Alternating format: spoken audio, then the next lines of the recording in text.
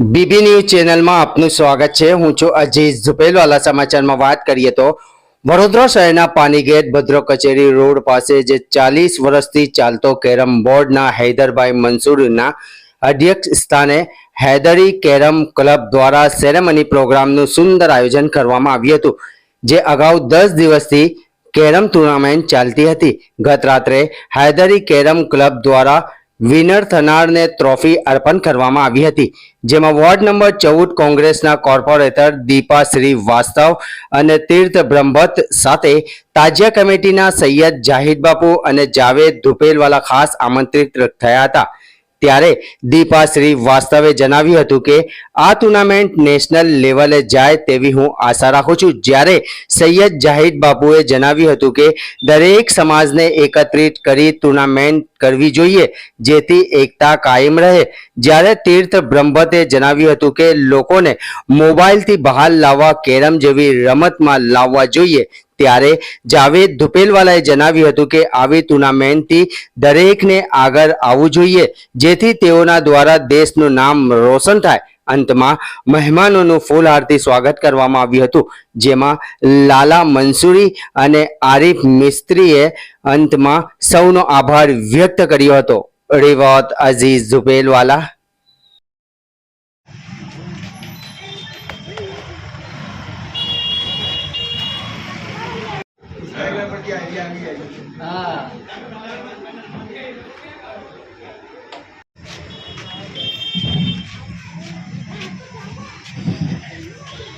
Runner जब है नवाज मंसूरी, मेरा भतीजा ही है भाई।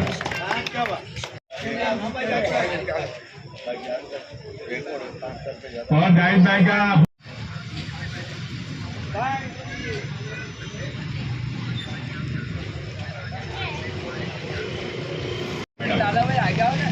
दो है, उनको भी देना। एक ये डबल्स का है, डबल्स जो होता है ना वो जो पार्टिसिपेट करते हैं डबल्स में। आप लोग कैरम खेलते हैं और बहुत क्या कहते हैं चाहत से खेलते हैं और विन रहते हैं, तो अच्छी बात है, ऐसा खेल होना चाहिए और आगे ऐसे हम और भी कार्य करते रहेंगे।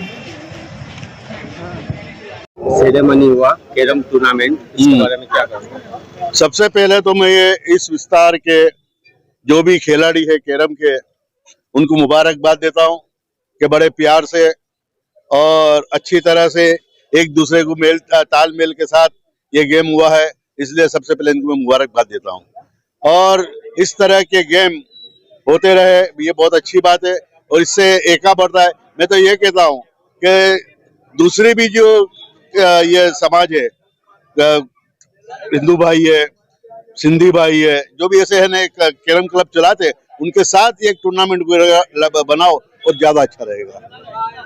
વધારે ચાલતું હતું આ વખતે ઓછું છે, આ વખતે શું મેસેજ આપશો તમે આ પ્રોગ્રામ જોઈ ત્યારે?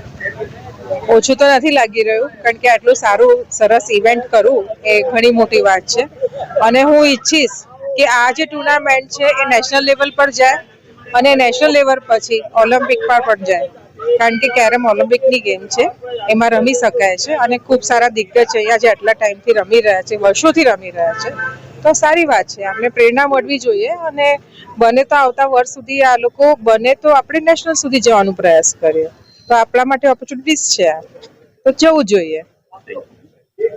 પ્રોગ્રામમાં આવ્યા તમે જોયું, કેવું લાગ્યું, શું કહેશો? તો હૈદરી ક્લબને ખૂબ આભાર વ્યક્ત કરે છે કે જેને આ નવા ખેલાડીઓને હુનર બહાર લાવવાનો પ્રયત્ન કરી રહ્યા છે અને જે આપણા વિસ્તારના છે વોર્ડ નંબર 14ના લોકોને જે હુનર બહાર આવી રહ્યું છે, જે કલાકાર બહાર આવી રહ્યા છે, જે કેરમના પ્લેયર બહાર આવી રહ્યા છે, એ માટે ખૂબ ખૂબ લોકોનો આપણે આભાર વ્યક્ત કરીએ છીએ હૈદરીનો, કારણ કે એમાં જો છેલ્લા કેટલા સમયથી બાળકો મોબાઈલ પ્રત્યે લગાવી રહ્યા છે, લોકો પોતાની ગેમ જૂની ભૂલી રહ્યા છે, એની જગ્યાએ આ કેરમનું લાવ્યા છે, ખૂબ જ સારું સુંદર આયોજન કર્યું છે અને હું તો કહું છું દર 6 મહિને આવું આયોજન થતું રહે, જેના કારણે બીજા ખેલાડીઓ પણ પ્રોત્સાહન મળતું રહે। આજે હૈદરી કેરમ ક્લબ દ્વારા જે ટુર્નામેન્ટનું આયોજન કરવામાં આવ્યું હતું, સૌથી પહેલા હું એ તમામ જે પ્લેયર્સ છે કેરમના એમને હું મુબારકબાદી આપું છું, કેમ કે આ જે ટુર્નામેન્ટ મારફતે આ લોકો વિજયી બન્યા છે, તો હું એક મેસેજ આપવા માંગુ છું કે આવી જે સ્પોર્ટ્સની જે ટુર્નામેન્ટ હોય એમાં ભાગ લે અને લોકો એને આગળ વધારે એવું કે બરોડા લેવલ પર, ગુજરાત લેવલ પર, સ્ટેટ નેશનલ લેવલ પર જઈ શકે છે. એટલે આ લોકો એમાં પણ ભાગ લે અને પોતાનું અને દેશનું નામ રોશન કરે એવું હું એક અપીલ કરું છું. ઘંટી છે તેમને ક્લિક કરો જેથી અપડેટ ન્યૂઝ તમારા સુધી પહોંચી શકે.